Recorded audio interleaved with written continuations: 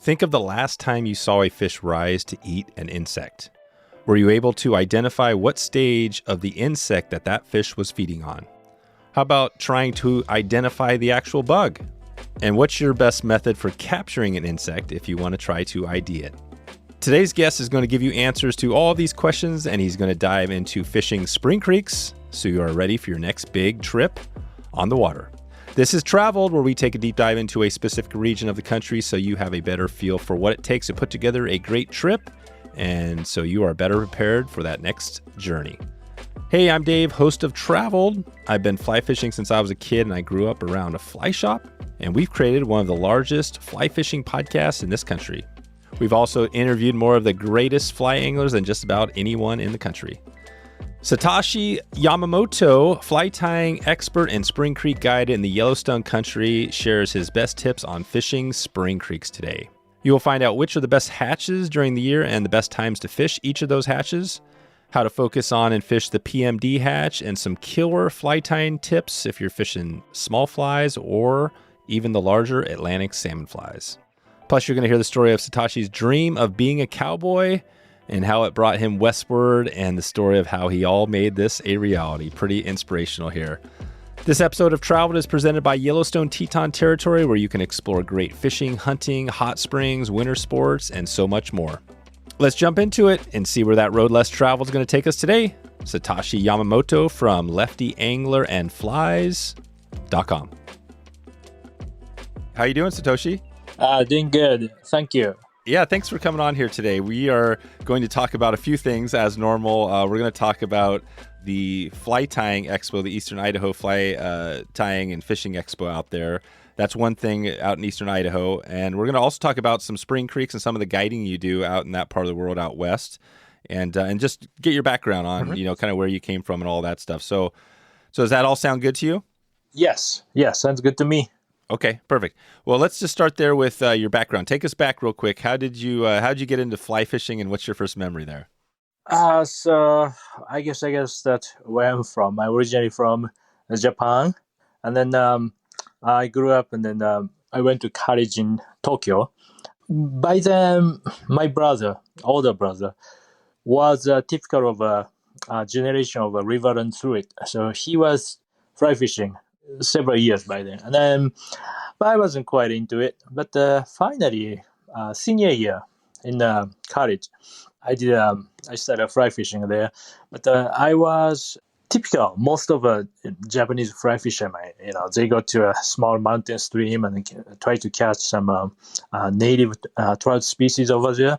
That's typical, small stream, short rod and such. But somehow I just didn't have time or mean to get up like that. So I started to fish suburban river, Tokyo suburb river for carp fishing. All right, so that's it. So pretty much your brother was a big influence on you, and he kind of planted the seed, and then eventually you were like, okay, this is pretty cool. And you were in Tokyo. Yeah, it's in I wasn't in the typical of my college was not in the typical of really central part of Tokyo or Japan. My college was located in Tokyo suburb. It's not the really main Tokyo.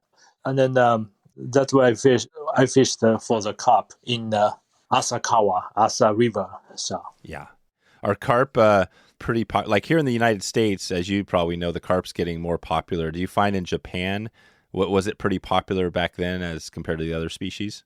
Honestly, I do not think so. But for me, I grew up fishing for carp in a nearby river. My hometown doesn't really have trout because it's not really high up in the mountain.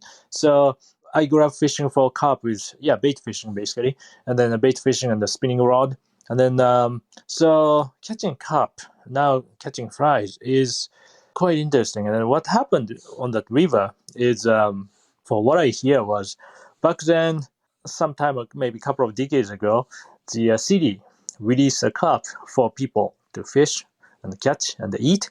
But the age progresses, year progresses, people wouldn't do that. They don't have to catch it. So the carp population just exploded. And then where it was is that carp was rising on like a bubble bubbles from the treated water. Then so first fly I learned was a dry white egg fly, Oh, right. like a bubble. Yeah. So kappa not just dumb. I have to cast right there on there's a tiny drag on that dry egg fry. They're not gonna eat it. So I learned casting accuracy and mending and drift. That's still my kind of backbone of my very very. I really think and then once I hook them, they run like crazy. Right. So it's really no difference from catching Trout. 18-inch brown trout on the Yellowstone River. Let's talk about that, the Yellowstone. So is it easier to catch one of those carp in Japan on that egg fly, or is it easier to catch a trout in a spring creek and Yellowstone? Definitely carp at the time. Yeah, because it's just so many of them. The carp is harder? Carp is easier to catch. Oh, Yeah, easier. Yeah, definitely. okay. Yeah, much easier. But it was quite a practice looking back. Yeah, I still think so. And then, I did that. That was 1999. And then, after graduation, I decided to come to United States. And then just a quick reason, top reason was in my senior year at the time in Tokyo. I'm sorry, junior year in Tokyo. I participated in the kind of sister school exchange student program for just a summer break. My college is nothing really big, but I had a sister school agreement with the Purdue University in Indiana, and then I understand the Purdue is really big in the United States, and then the agriculture department big, and then we don't really go to school, just stayed in the host family, but then I went to college. It just the skill is way different, and then that the system and such. So I really want to come and study in United States, and then of course now I'm being a fly fisherman, even a fishing guide. And many people would think that I came to Montana just for fishing, but that's not true. Actually, I came to Montana to be a cowboy because I always wanted to be a cowboy. Nice. Yeah, That's amazing. So and then so I studied animal science. I was admitted to a master's degree in the animal science department here in the Montana State University. That was year 2000. 2000. Yeah, year 2000. Now, then a Bozeman. I mean, I already kind of understood that, the movie River and Through It was actually filmed around there, Bozeman. And then, Gallatin River. But I just simply didn't have money and time to go fishing because I really dedicated myself for studying, and then I'm very actually proud of that. Yeah, because I studied and I finished my degree. Wow. And then upon graduation, I next several years again I still don't have time to fish because I just worked very hard to establish myself in this country. Well, let's take it back to real quick on the so where did that love of cowboys come from?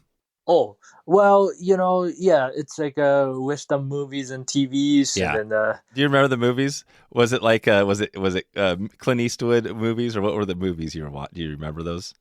I think the most actually may not be a cowboy in the true sense, but have you heard of a TV series called Young Riders? Oh yeah, it's about Pony Express.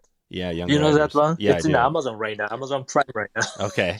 Yeah. I like that one. Oh, nice. Yeah, well, there's a fictional character, Wild Bill Hickok, or, Buffalo Bill Cody, those things. So I was, really into those things. That's right. No, those are great. I just thought that's really cool. Yeah. And then, so coming into Montana, it's somewhere in the western United States, and then was I guess dream, but then again realistically I really wanted to study, and I did. So master's I studied very hard, and then that's why I could speak English right now, kind of. Right. When did the switch come from, when you went from basically doing that kind of the animal science stuff? When did it switch to where you were really fly fishing was your kind of your main thing? Okay, yeah. Again, after graduation I worked in the ranch and the farm. Yes, I did some cowboy. Yeah, you did it in the ranch. So and then to utilize my degree, and then have a bit more better life rather than being paid by wage, basically paid for working for the wage. I got into artificial insemination on cows, animal cattle breeding. That's what I studied at Montana State University. So yeah, artificial insemination technician. And then so that took me to Nevada. Long story, but yeah, suddenly I'm moving out of the state, and then I actually roamed, live, yeah, stay in the motel or something, and then I went to Nevada. That was 2003 to 5. And then next, I got a job in bit more advanced job in California, Central California. But life was very hard at the time, 2006 or so. Then I thought maybe I want to go back to Montana and be a cowboy again. I thought, but then I got a job, a similar job offer in eastern part of Washington State. So it's not quite Montana-like, but quite similar. And now it's farm, and then this time in 2007, I moved to somewhere between Yakima and the Tri-City along the Yakima River, and then now I have more time and then the steady income. So now I could start fly fishing and the fly tying. That's what happened. Oh, yeah, I see. So, that's how you did it. Yeah, there was a blank 7-8 years, since I started fly fishing. But yeah, so 2007, that's my fly fishing start. And then So you're where do you live now currently? I live in Livingston, Montana. So I came back. So for 4 years, I lived in the Washington State. Of course, at the beginning, it's going to be 4 years. But so I was doing a cattle breeding job, and then again, salary was good, and I have lots of time. So I fished pretty much all over the trout streams. I would say there are lots of small lakes and ponds in the eastern Washington, but I focused on the streams. And then actually, more precisely, the tributaries to Yakima River. Yakima River, I felt too big at the time. So I was fishing, and then I caught rainbow trout and the west slope cutthroat, very pretty. Then suddenly I want to catch brown trout. I thought now it's time for me to go back to visit Montana. And then 2007, like September, I came back to Montana. I was visiting Montana, see my friends or wedding or something, while I was away. But this time I came back as just a fisherman. And then I fished West Yellowstone, like a Yellowstone Park, and I caught a brown trout. And then took a leave from work for a week. And then after that, it sounds ridiculous, but 2008, maybe I came to Montana like 4 times, 4 trips, like lasting from 5 to 10 days. And then 2009, pretty much about the same. But so the first like a year or two, my coworkers are like, hey, Satoshi is enjoying his life, fishing and doing great job at work. And I was really good. I was really very good worker, disciplined, and then a good job result. Basically, cattle conception, result. I was very good, and never be late for work or never miss schedule. But by the 2009 or definitely in 2010, I feel some error. Now they're talking behind my back. This guy goes too much fishing. So. It went on, and then summer, and then September.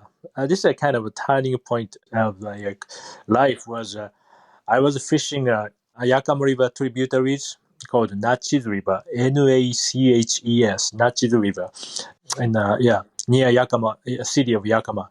And then I was fishing a streamer for cutthroat trout. I had something like I thought I snagged a log or a rock or something, but suddenly something started to move. That I was fishing with a 6-weight and sinking line, and then that was a Chinook salmon. Oh, right. Giant king salmon. Yeah, it passed right in front of me, and then it's like, what's this? Is this like a 30-inch brown trout that I saw in magazine? I said, no. Then I said, there's no brown trout here. It's gonna be a salmon. So I chased upstream and I pulled in. That was September, so it was definitely, the one that's, Yeah, spring Chinook swam up, yeah, all the way from, from the ocean. from the Pacific. Yeah, for I think it would be probably 300 road miles, highway miles. Right. So, boy, it just I don't know how many dams he swam back, and then I caught it, and then but I was using a short, like a maybe 20-pound maxima, like a 3-4 feet. So I was able to put into the little nook of the bank, and then took a picture. It's still on my wall, and then it's like I was so moved about it, and then I thought I caught all the fish here in the this area. I thought so.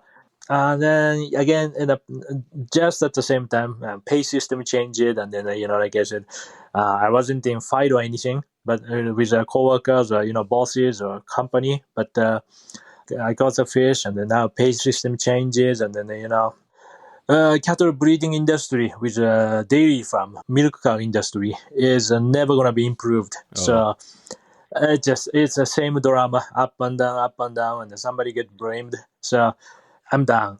So October, yeah, 2010, October 2010. I packed my everything, and then I'm gonna go to Montana. Then this time I chose Livingstone because by then, like I said, I fished West Yellowstone, but I knew West Yellowstone is tourist town. I know it's very hard to make a living there, and the snow is like as high as roof. Oh, right. So during winter months, so I don't think I could live in the West Yellowstone.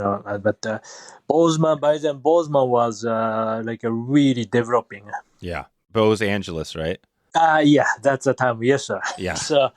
And then rent was expensive, so I don't think I would live in Bozeman. And by then, I fished the Spring Creeks in the Livingston. I stayed here some occasions, so I think I'm gonna move to Livingston. So I just found a place in Livingston. I just moved in. So that was the end of 2010, and then I still do now. My plan originally wasn't really planning to be a fishing guide. I want to fish, but I saved up some money by then, so probably I wouldn't die without working for a year. Oh, nice. That's great. Probably at that time. So I could do something, I think. And then, I wasn't just fishing. I saved up some money during the 4 years in Washington. So, yeah, you did. And, That's good. and I only had modest gears, and then, so originally I still plan to do some, now I would do a beef cattle breeding, which is a very seasonal around here. Beef cattle season is like breeding season would be like a spring. So then they go to the summer they're gonna go to the summer pasture in the, during summer months, and then winter, then right after the New Year they are going to calving season, then go to the breeding season. It's beef cattle is all ranch schedule is about a yearly thing. But so it's very limited. Then maybe if I would do some breeding, yeah, I had a few contacts, and then 2011 I do some cattle breeding in Montana and South Dakota, Wyoming. But you're fully now. You're pretty much guiding is what you're focused on. That's your passion, the guiding and fly tying. And yes. And I think one thing I wanted to highlight, we're going to talk about Spring Creeks a little bit, but I wanted to highlight the East Idaho Fly Tying Expo, which Sure. you were at this year. Maybe talk about that a little bit on the East Idaho. Maybe describe that event and what that was like tying flies there. Okay, yeah. So my short answer is that the East Idaho is best smallest expo, I think. Right. Really. What happened is I know that I may mention some name, but I'm not. I don't mean to trade in their names. It's just great song. Yeah, I wanna make sure that I think that the Bruce Staples, he's in Idaho Falls. He's a NASA, and also he's a award-winning fly tyer. He published so many books, and then so with his influences, he can invite and talk to many other great fly tyers. And then let me tell you, 2014, I just visited there as an audience in the spring. Then first time I went there, I saw that Scott Sanchez and then Steven Fernandez. They are tying flies next to each other. I'm like, what's this? What's going on here? Two, and then 24. That's the 2014 spring, and then early right after in the January 2015, I obtained the Montana outfitter license, so I can do now. I have my own business and I'm very free to advertise. I mean, I can go there and tie flies, but more free is to advertise, and then including some advertisement, and then maybe sell my flies or get guide trip booked. I did have those so the ambition kind of, but with that I contacted East Idaho Expo, actually Bruce Staples again, and then he said, come on over, and then I was invited and I get there, but it was a really busy show. And then I was tying trout flies at the time, like a Yellowstone Park flies or some Spring Creek flies. And then that was 2015, maybe another year, next year, and even the next year, I was, that kind of idea and attitude to get my name out.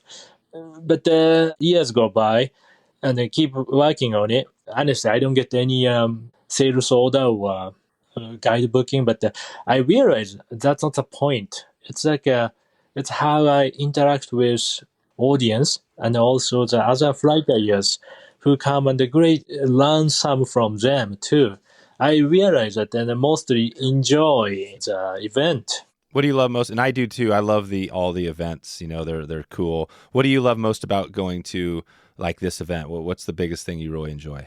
Yeah, now like I said, it's about camaraderie. Yeah, just connecting with all these great people that have the same passion as you, Exactly. Right? That's the thing. You can hear it in your voice, this passion. You were in this field and you were fly fishing so much that people started to be like, "Oh my gosh," you could see it that was your passion, right? Do you feel fly tying, there's no question when you compare fly tying to animal husbandry, fly tying is still your thing, or fly fishing? Yes. And then again, I realized, I learned basically, I'm sure I developed this attitude from, I see those are the famous tires. They are there to enjoy. They don't care to be famous or anything, Rather, they are there to share fly tying skills and the theories and all the talk this and that, with the audience and other fly tyers. I learned from them, and then so it's. I don't care whether I'm famous or not, but the event was actually apparently like anything else. It's inactive because of the COVID. 2020 to up to 24 years. Well, 2021, 22, 3 years they are absent, and then 23 they came back, and then this year was even better. And then now, like I said, with I don't care being famous or anything, but now I was featured in the East Idaho newspaper with a picture. Yeah, really? yeah, I can send you a link, but yeah, do that. Yeah. We'll put it in the show notes if we can get a link out. We'll put that news article in the show notes. Yeah, with a me picture, and then like I said. What was the headline, Satoshi? What was the headline in that newspaper article? What did they? Was it an interview, or why were you on the page there? Oh no, I was just one of a flight tying. They took your picture. Yeah. Obviously the Fly Tying Expo is a great event, fly tying, fishing. So talk about your flies. Like, what did you tie at the Expo that, those days? And then what do you think you're most known for? What do you enjoy tying most? Again, I started doing Spring Creek flies and then Yellowstone Park flies. And I even did a workshop over there about Spring Creek flies, Yellowstone region, Yellowstone area flies, those things. Mostly matching the hatch, green drake, pale morning dawn, those stuff. And then, but fly tying. If we really talk about fly tying, I just have to mention I cannot get by my involvement and the passion for the Atlantic salmon flies. So yeah, I was just gonna say that. So I'm looking at your photo you sent me by email, and it says, and you're sitting there tying an amazing Atlantic salmon fly in the photo, right? Yeah, and then I've been tying trout flies, before I become a guide, and then consider myself a commercial tire, doing some wholesale tie for like a fry shops and such, but or sell on my own. But the 2013, basically a few years after I moved in here, barely a few years after I moved into Livingstone, I fished and then Thai established fries, published fries. But also I started to design my own. And then within that short period, very short period, I really literally covered most hatches, most fly patterns that work for this area. From Spring Creek to Yellowstone River flow to Yellowstone Park waters, park streams. And then that by spring of 2013, I could tweak a little bit and then, this emerger, new emerger, I change it a little bit, CDC, new emerger, or whatever that is, I could keep doing, but I kind of felt like, in terms of like a creativity, I kind of hit a wall, like a stuck, and then I'm only doing a small tweaks here and there. So, but then maybe now I thought it may be a time for me to learn something new, and then I want to do something maybe I can develop like a different skills, advanced skills, maybe a time. So then after that, I may learn something from there. So what is it? Maybe someday, like I said, I once lived in Washington. So I did back then. I thought about steelhead fry, and then I was thinking about it. Then there are a couple of coincidences here. Do you know the Fly Tire magazine? Yeah, Fly Tire, right. And then 2013, like I believe a spring issue, that one featured step by step of Atlantic salmon fries, and then okay, yeah, that's quite challenging, and there are lots of feathers, and then but then again that's interesting, and then at the same time this the department store, outdoor department store, it's called a Sportsman's Warehouse. They are getting rid of Nature's Spirit's inventory.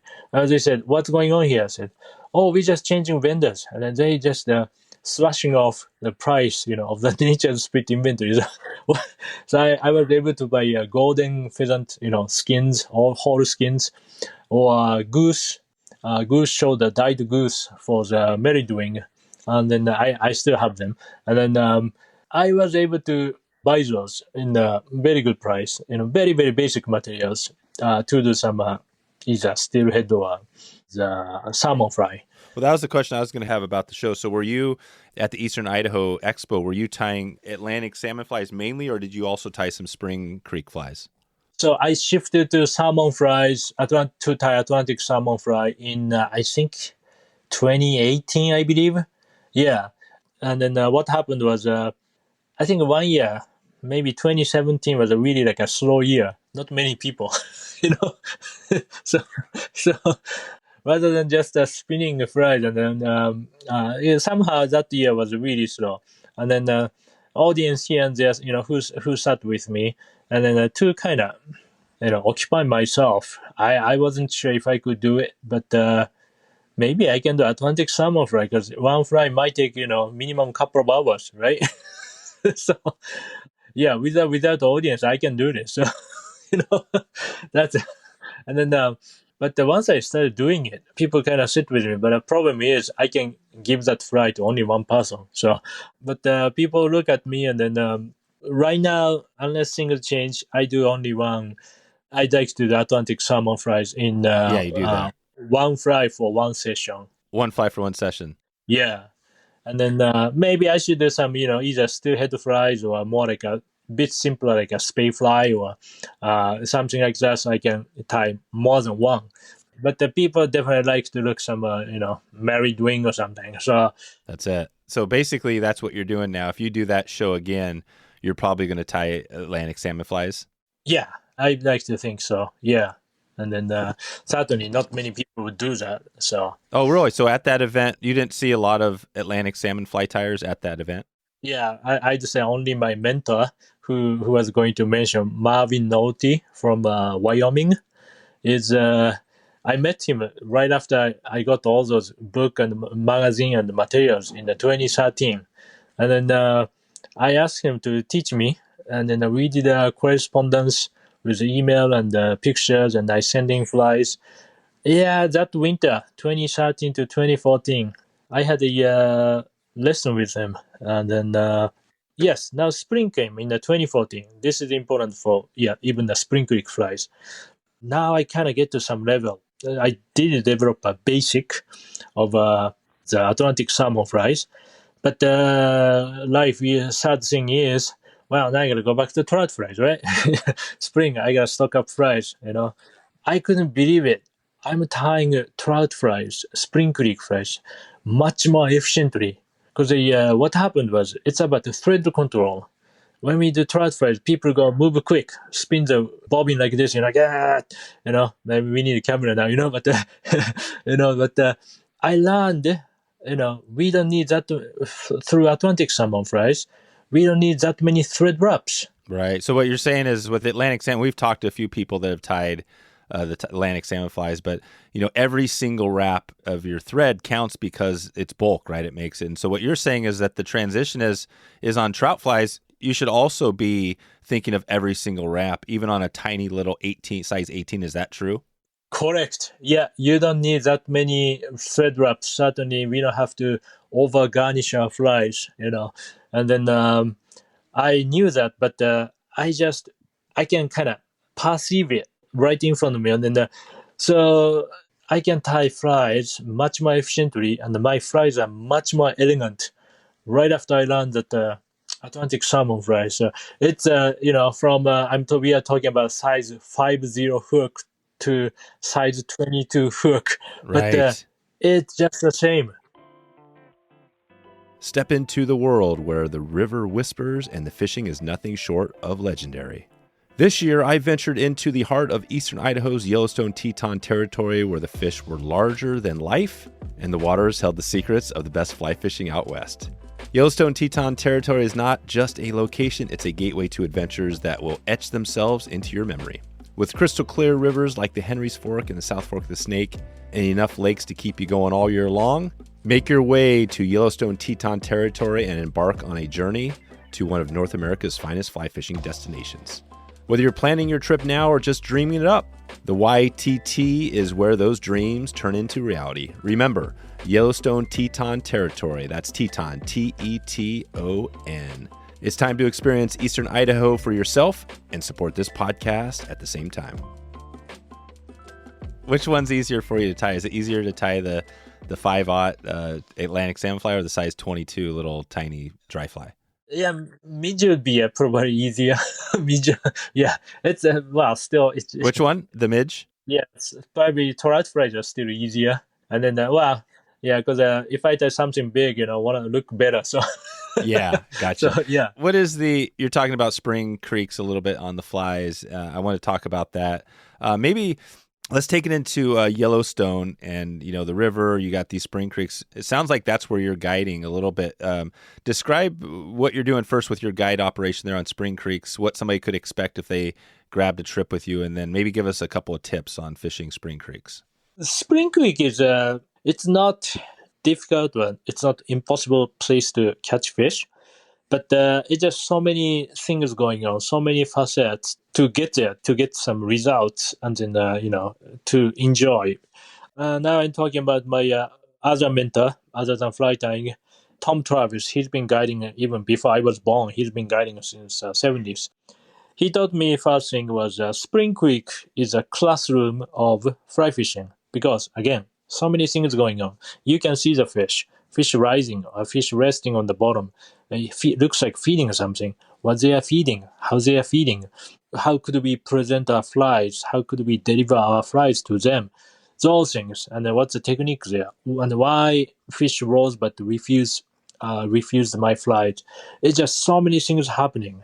That's about Spring Creeks. Yeah, the question I was going to have was, let's just take it to, first off, are you guiding Spring Creeks now? Oh, I just did last weekend. Depute Spring Creek and Armstrong Spring Creek. Yeah, so let's talk about that. Like if somebody right now is wanting to go fishing a Spring Creek, they're brand new to it. First of all, when When is a good time to fish Yellowstone area spring creeks? Spring Creek is available throughout the year because they don't get frozen. But water came out of the out of the ground, out of the spring, and at 53 or 55 Fahrenheit. So they don't get frozen even in the middle of winter. But I wouldn't recommend to come.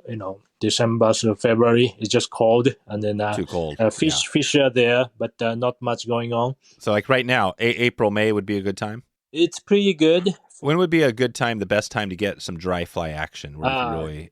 Best dry fly action is without any hesitation. That's the pale morning dawn period, end of June through most part July. That's the best part of the year. It's the spring creeks, private spring creeks. They reserve they limit the rod. Fisherman, how many fishermen per day? Oh, they do. And then yes, they do. Is this in Yellowstone Park? Oh no, spring creeks are within the private ranch. So fisherman pays a rod fee for the to access. It's like a British system. Fisherman reserves the rod and pays a rod fee to the ranch and then fish. So. Oh, I see. So this is on private property, just a private ranch. Correct. And then so people reserve the rod, and then during that period, pale morning dawn period, late June through most part July, early part July, that's the most popular time. People reserve the rod year after year, practically until they, die. Right. Yeah, it's that good. Yes. That's the one, be on the cancel list. And then wait until, somebody may not die, but, I couldn't make it this year. Then there may be an open spot. And then, gotcha. And then the people on the cancel list might get called. It was being there. And then I was just fortunate to be a guide and then kind of experience that thing, well, without paying, basically. So, So if you're on, let's just take it to, we're getting ready to fish a day for spring creeks. Let's just say it's early July. What is, take us to the river. Like, when is a good time to be hitting the river? When would that PMD hatch start coming off? We see PMD like a mid-June, so we're talking about 15th, 18th, around that time.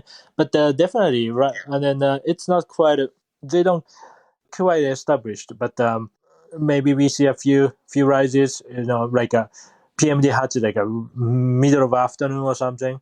Then I'd say somewhere around after 20th, now it starts to be more typical action is PMD start hatching around 10. And on a good day, last until 1 or 2 in the afternoon. Then we have, typically in the guidebook, we have lunch. And then afternoon, there's always, during that period, great thing about that period is there's always some trickle of PMD, hatching or so maybe a mid-afternoon, maybe a bit slower, but you can find rising fish and cast for it.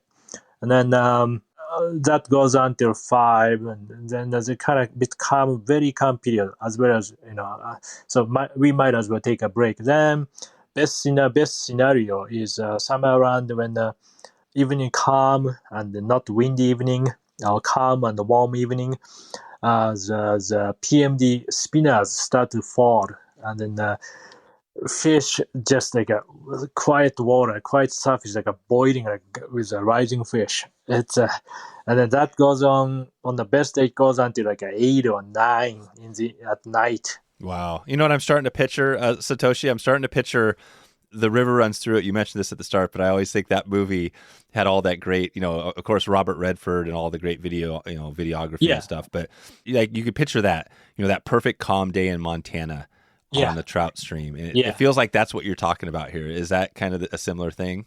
Yeah. Even it's kind of windy, somewhat windy during the daytime. In the valley, the air kind of always shifts from the river bottom, river level to top of the mountain. So usually by 6 p.m. or so, 5, 6 p.m., depending on the day, it's kind of, there's always a kind of calm hours, a little bit. So, yeah. It tends to happen so often. What's on the spinner fall, how would you, if you were fishing, you mentioned the morning fishing 10 a.m. to 1 p.m. and then the spinner fall at 6 p.m. to 9, what would be the difference in flies you might use for, say, the dun versus the spinner? Give us a couple of names of flies that somebody might use. Let's see, during the hatch, PMD is I think I'd say, Pale morning done, right? yeah, pale morning dun is during the PMD time. I say we can actually catch fish with a dun, totally surface fly, and then as well as half sinking emerger type, low riding or half sinking emerger type. We catch fish on those, but PMD is the time that when the fish actually breaks the surface to gorge to eat at the down on the surface. So yeah, you can still use a comparadan or sparkle down as a dry fry or surface emerger. And then I have some PMD emerger patterns that I developed, and then or like a floating nymph type. Yeah, those works really well. And then yeah, right on the surface or in the surface film, those are very effective during the hatch time. And then The emergence, right? yeah, then the spinner during the spinner fall. Actually, the kind of a soft tackle works. Yeah, just soft tackle fish dry fry as a dry fry. They work really well. Well, what's it called? That's soft tackle. Oh, soft tackle. Oh, Yeah, yeah. So, but soft tackle, yeah, kind of fishing a soft tackle like a kind of a wet fly, or you fish it more no, like a dry? we fish as dry fry. We dust with powder, floatant powder, and then the fish as dry. That works. But also I have the spinner pattern. That I've been tying like 5 to 10 dozen, sometimes 20 dozen for the fry shop. That. Yeah. What's a spinner? What would be a spinner pattern? Like, Okay, it's a hen tip wing, hen hackle tip wing spinner. It's a split wing pattern. okay, But we use that. split wing. Yeah, Okay. we use the tip of the hen hackle, not that fiber, tied in the crosswise, perpendicular to the hook shank. But instead we use it. But that makes a realistic, probably the most realistic the spinner pattern. Again, it's just I've been asked over and over to tie that for the fry shop there. So yeah, that one works really well. And then yeah, Which fly shop is that you're tying for? there's a fry shop within the Depute Spring Creek. Depute Spring Creek is a huge ranch, and then on the upper end of the creek, there's it's called a Spring Creek Specialists Fry Shop, run by Mr. Buzz Bassini. He runs a fry shop there within the Depute Spring Creek. So I tie wholesale fries for him, and then the spinners. I've been tying since something like 2018 or 19. I've been tying like 10 dozen minimum a year. So that Gotcha. keeps me busy for a couple of days during the winter months. So yeah. I'm over at Buzz's site, springcreekspecialist.com. Yeah, that's him. Yeah, Yeah. and it says he's got a report on April 1st, so he's keeping it fairly updated, and he's talking about midges, some betas. He's got a little report here. It looks like he does that throughout the year. Yeah, so I didn't mention PMD because I'm asked, why is the best days? But right now is a great time too. We only fished a midge or Bailey's dry fry, last weekend. My client was very skilled, so yeah, we had a tiny, small size 20 to 22 midges and Bailey's dry fry. That's all we used for 2 days in Armstrong and then Depues. So yeah, and now is a great time too. And then the rod fee was a bit lower than the summer, prime time. So yeah, we just had a great time. And then of course, but then as the summer goes by, besides PMD may start to taper down. But now we have a caddis, sulfur mayfly, Oh yeah. and then certainly terrestrials. Like fishing the Freestone River. What do you do for caddis? Because caddis seem to be a challenging bug to hit. Like, give us a couple. What is the caddis hatch? What are you fishing? Okay. What are a couple flies you use? And then give us a tip on caddis. Caddis, you can use some like a surface emerger type, not really high riding, like a typical dry fry such as elk hair caddis. Those wouldn't be eaten much, but they prefer because of the nature of the Spring Creek slow moving. They prefer the low profile, low riding, if that's a dry fry, and then again soft tackle or like a pupa pattern slightly below the surface. Yeah, dropper type. That would be great. And then right now, actually, with this warm spring, I've seen caddis and the fish are eating as early as early April, during the warm spring. And then May, like a Mother's Day caddis in Yellowstone River, kind of move up basically, during the May. Oh, what is the Mother's Day? I've heard that before. What is the Mother's Day caddis? How big is that bug? How Mother's Day different than caddis is size 12 to 16, and then really dark olive, almost a blackish body, and then really kind of thick, chubby. That's a Mother's Day caddis, and then they hatch a lot, hatch in a great number. Besides Yellowstone River, the Madison River, just outside of Bozeman, commonly we call it Lower Madison, they have a great hatches of the billions of caddis hatching. Early May. Are you getting a lot of caddis in the spring creeks? Are you getting a lot of caddis there in the spring creek? Not whole a lot. Yeah, not whole a lot. And then during the summer months, we see a small black caddis. Oh, I can't remember the small black caddis like we fish on the Big Horn River in the eastern Montana. The Crow Reservation over there. Yeah, small black caddis like a size 18 to 20. If trout are really feeding on them, that's really challenging as well. Again, the high riding, the pattern usually refused, but the low riding emerger or pupa dropped slightly beneath the surface, those are the ones that the trout are hitting. So why do you think that is because I'm looking at some on the Orvis website, the peacock fluttering caddis, the royal elk hair caddis, there's a bunch of these. Why do you think it is that they're not hitting the elk hair, the higher riding stuff? Why do they need that stuff in the surface? Oh, I believe that trout are feeding on trout are feeding that easier prey. On the emerger. Yeah, emerger, the pupa ascending right in front of them before they fly out,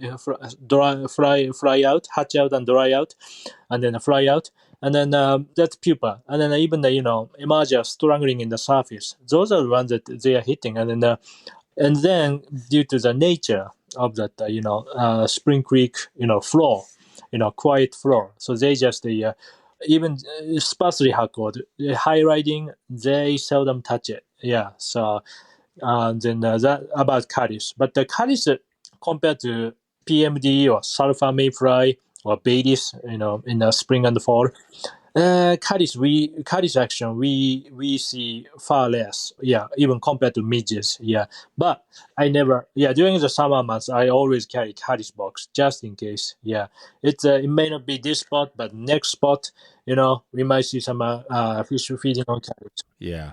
How do you know when you're out there when you would fish a caddis? Do you just wait till you see a couple flying or fish eating them? How do you know when to switch to a caddis? Oh, exactly. Yeah. What's riding and what is the fish rising? Or do we see anything on the surface? Flying around us. And then I always carry a small aquarium net as my seaning. So I walk downstream. I wade into downstream from the rising fish, and then I see the surface, and then that's how I find out. I may not see actual insects, but oftentimes I see the pupa shack or nymph shack, and then that's what's going on. And then I can't describe by words, but rise forms, very important. Yeah, give us the rise form, a little bit update on that. If somebody is new to it, how would you describe seeing a rise form or types of rise form? How would you know what they're eating? Oh, okay. So we talk about dry fly fishing, but truly, truly dry, they're feeding on like adult or down, or grasshopper. That's okay, but that's a bit different story. But is as I described for caddis, it's slightly different because I wouldn't count on catchfish on the dry flies unless we see them, upper jaws totally breaking the surface. Right, like jumping, like exactly. Kind of eating and jumping out of the water. Yeah. Upper jaw is sticking out like a pyramid, then that's definitely feeding, is definitely on surface. Have you ever seen a fish when you're sitting there watching fish? Have you ever seen a fish jump out of the water and catch the bug as it's flying away? Occasionally on the caddis, yes, yeah. And then, like I said, I remember one spring, I became friends with some, regular fisherman on the Debut Spring Creek, and he said, "Oh yes, that early spring, early April, fish are feeding on caddis." And he said, "Oh yeah, that fish took my caddis and then almost torpedoed to my chest." Yeah. So so they're aggressive. Yeah, we see once in a while, especially on caddis, like any other rivers. It is interesting to observe all the different rise forms, and then attitude of the trout. And then we see, the, how do you say, like a porpoising. We see the dorsal fin and the tail. Definitely there, that's emerger. So when you see the fish come up and you just see it's like dorsal fin and then a little bit of the tail going down, that's an emerger. Emerger or feeding the ascending nymph or ascending pupa 2 or 3 inches below the surface. And then also I classified, we just see rise wings, but we not quite locate the fish. Then they are probably feeding 5 or 6 inches below the surface. Same thing, feeding either pupa or larva or nymph in that column. How do you know when they're fishing about 6 inches below the surface? Again, that's my guess, but we just see the rise ring on top. Oh, yeah, you just see a ring, so you don't even see the fish. You don't even see the fish, you just see the ring. Not quite. And then same goes with that. It is interesting. Sorry, I'm afraid it might be a slightly off the topic, but are you familiar with, or maybe listeners who are familiar with classic literature from England, like Frederick Halford or George Skews? Oh, yeah, George Skews. Sure. Yeah, dry fly fishing or subsurf fishing. I mean, those folks are doing, way before computer, I was reading those things, and then exactly the chalk stream of the British Isles is fascinating. Yeah, and Skews briefly. I'm sorry, I don't mean to give a lecture to anybody, but let's hear it. Yeah, let's hear it. Skews was a dedicated dry fly fisher. Yes, following Halford or Marriott, and then but he realized we cannot take that what he calls bulging fish. Some fish rising, but not feeding on dry fly at all. That's why he started to fish slightly subsurface. And then, right. Yeah, that's, like first, I observed exactly the same thing before I read those books or read those guys. And, okay. And, that's what happened. So. Well, that's amazing. And I'm on the Catskills fly fishing website, but it says George Skews, E.M. Skews. Yeah. He says, considered one of the greatest trout fishermen ever. He experimented with basically telling people of the time they thought it was just dry flies and they thought it was heresy what he was saying. But he basically described from one of the first times that these fish are actually feeding below the surface instead of on the actual, right? Correct. Yeah. Feeding in the column. Yeah, column, slightly below the surface. The column. Right. Yeah, that's what I discovered too. When we see any rises, we think about dry fly fishing, hatching. Well, hatching is true, but it's not just it's a different stage of hatch or hatch. So how many types of rise forms? You mentioned a few. You mentioned one where the fish is jumping out of the water. The one where you see its dorsal fin and tail going down. You see just the ring. Are there any other types of rise forms you might see that would tell you where they're feeding? That's pretty much those 3 categories. That's what I emphasize. Sorry, I may be jumping a topic, but I self-published a book about, it's on my website, but I just saw that. I wish I could send it to you. Wow. Yeah. Yeah. Is this the one about fishing Livingston, hatches and stuff in Livingston? Food? Yeah. What's the name of the title, or what's the title? The Trout Food and Flies for Livingston's Spring Creek. Creeks. Yeah. I was going to, I just sold out. I thought that I sold self-published. I sold 400 copies.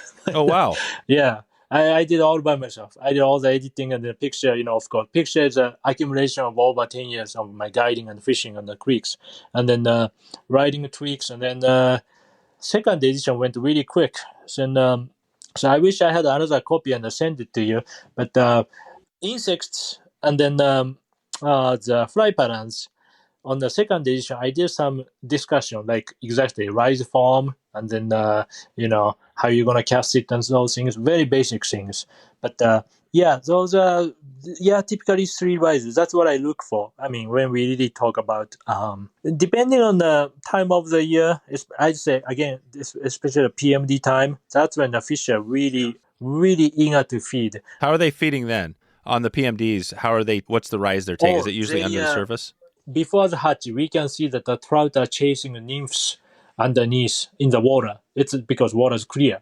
They go side by side, and then I don't think anybody can really, spot the nymph in the water no. from 20 or 30 feet away. But we can see trout, like change position and snatching nymphs underneath, and then so we could do sight nymphing and those things too, and then in my experience, those are the most trout are really feeding, aggressive on the and Down below. down below. Yes. Well, this is awesome. This has been, I mean, we're going to take it out of here in a little bit with this is our kind of brand shout out segment, and some of the brands I know you've probably worked with, you mentioned a few today, but I'm going to do the brand shout out, but I want to just mention this is presented by Yellowstone Teton Territory. And I think they helped promote the actual East Idaho fly tying event this year. So, okay, sure.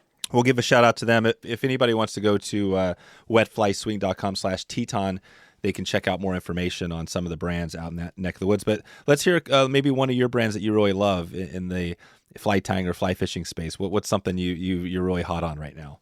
As for the graphite rod, my gear preference changed drastically in the last year or two.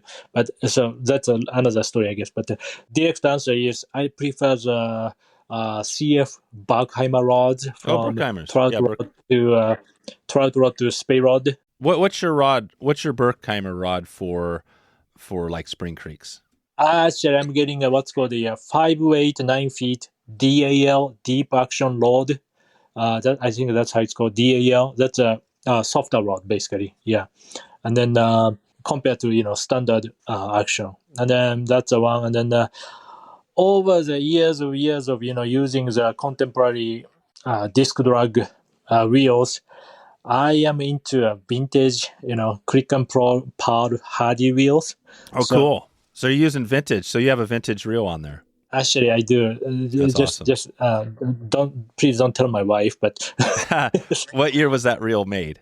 I have a couple of them. So for the DAL, actually, I'm ordering now the Berkheimer, 5 weight. I think it's a late 1940s St. George 3-inch, and then I have some Hardy Perfect. I'm casting with. Recently I purchased a 3-inch and 3/8 for Hardy bamboo. Yeah, it's old. Nowhere as fancy or light as the contemporary bamboo, but it's a bamboo rod, 1950s.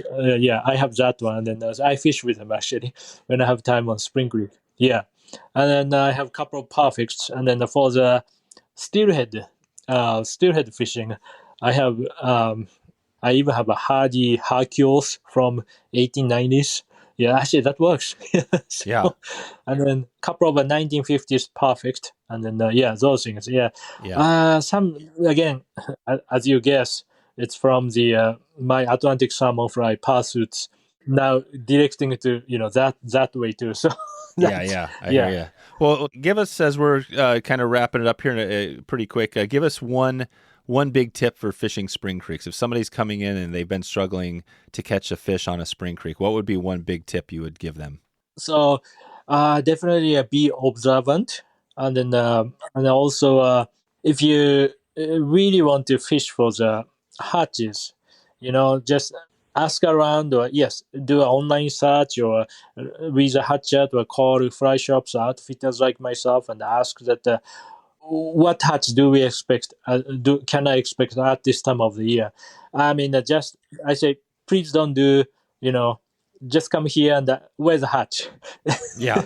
Just please don't do that. Don't expect that convenience, around here. I would say. Yeah, I see. So I mean, pretty much not just Spring Creek, but everywhere. If you're really serious about it, ask around. And then get some help. And then what to expect. That's perfect. And what would be? I got two more for you, and then we'll take it out here. Sure. So for if this is your beginner, if you go back to when you started, knowing what you know now, what would be the biggest tip you would give yourself if you could go back to when you first started? Oh, either Spring Creeks or anywhere. Anywhere. Just kind of in general. Yeah, anything. I think that again, beginner has apparently slightly not just actual physical experience, less knowledge, but get interested and then enjoy. That's that's the most important thing to me. Don't stress. Don't make it like it's life or death. It's just fly fishing, right? Exactly. Yeah. It's like I said, I left before I left Montana for some other job and come back, I still, I feel blessed just being this, area. So just enjoy You're in a the, magical place. scenery and then, yeah. You're in a magical So, place for sure. yeah. Okay. What would be on the, so this is our last one, vices question. So I know I think you use a Regal vice, but on the other end, Yes. I'm not sure if you've ever heard the word, vices. What are some of the things maybe you've done in your life that you've had to quit, because maybe they haven't been as healthy or they've, what I mean? For me, I always go back to the tobacco. That was something I quit. But what is one of your vices? What's something you're either doing now or something in the past that you had to quit or something you did? What I did, I did smoke like any other Japanese. I was when I was younger. Oh, you smoked? Yeah. Yeah, you smoked cigarettes. How did you quit? How did you quit smoking? Why did you quit smoking? My first winter in Montana, my throat.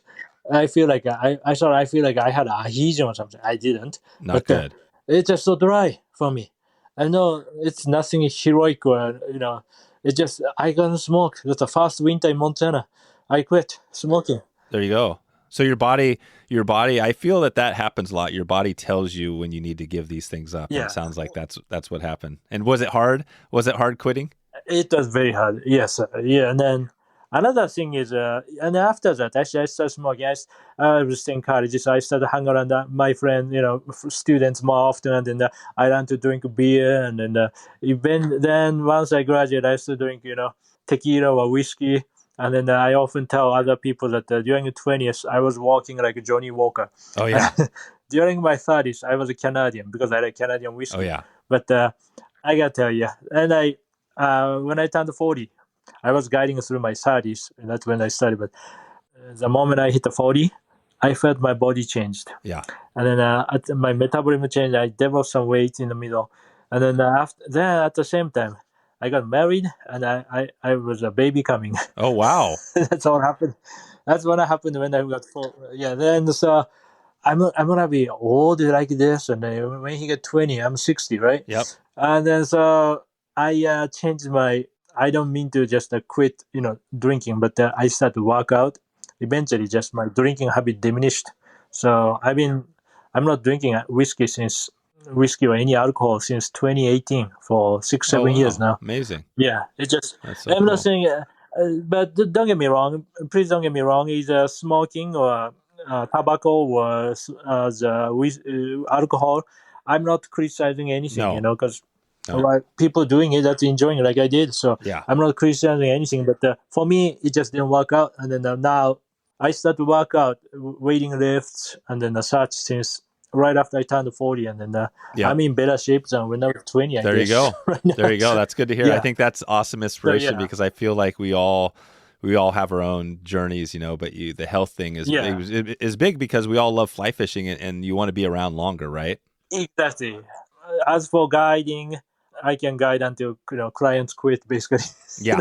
I don't want to do overnight, but yeah, that's awesome. In my early career, my 30s, like, as like 240, I'm like, I'm tired, I want to go home, I'm at the,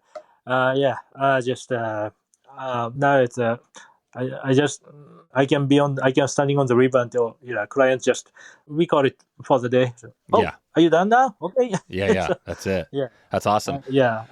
I'm very strong since so. This is great, Satoshi. I think like you said, we were you mentioned at the start leftyanglerandflies.com or at leftyangler11 on Instagram. This has been awesome today. I appreciate all your words of wisdom and tips on fishing and tying. And we'll send everybody out. Hopefully we'll see you there at the event next year on the East Idaho Fly Tying Expo. Oh, okay. Yeah.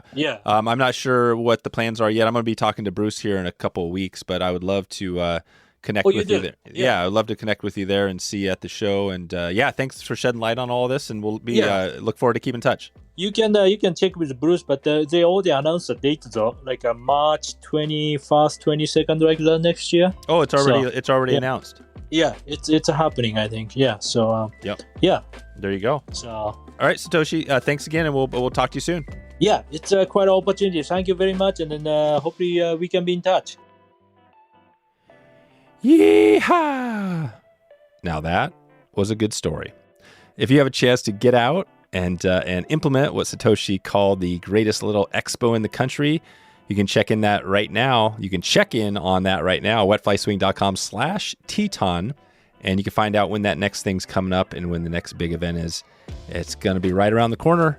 So check in, and if you get a chance, we will see you out there.